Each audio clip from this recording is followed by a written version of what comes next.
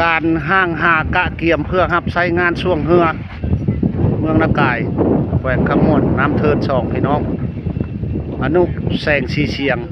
พร้อม100%เกียมมันละนี่พรหมลินรับใช้สิย่างดิอนุสถานที่เพิ่นกะเกียมแล้วเรียบร้อยเอ้ยงามหลายพี่น้องเอ้ยเมืองนากายวันที่10ที่11มาอ่างเทิน2นี่อนุสถานที่เพื่อรับใช้ให้เจ้านายเพิ่นพิธีเปิดพิธีนั่งชมเต็มอยู่นี่แล้วเรียบร้อยหมดแล้วอันนี้ก็คณะกรรมการรับผิดชอบอันเฮือเพิ่นจกสลากแล้วเรียบร้อยนี่ประเภททรายเปิดกว้าง15สีพายมีอยู่19ลำอันนี้ก็ประเภทตัวนี้ประเภททรายภายในเมืองนากาย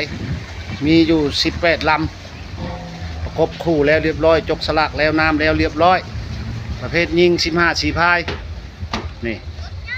11ลำทั่วเมืองนี่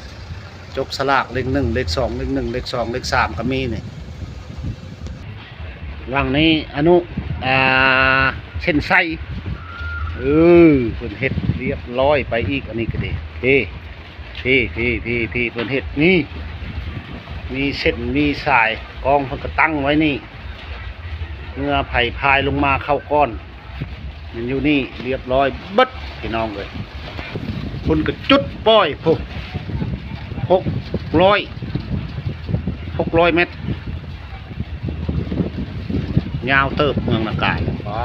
ทุกแข่งอย่างเหือ15ชีพายว่าเอาคน600 เมตรตัวนั้นกับสถานที่เชียร์เหือพวกคนเอาลูกลอยนั้นมาผมเตรียมมาเชียร์เหือไผ่เหือมันนี่อนุพักเหือของข้าพเจ้าขึ้นวักอยู่นี่แหละมือเอิญนะพี่น้องเลยมาเด้อเมืองนากายคนขมวนวัน10ที่11ที่12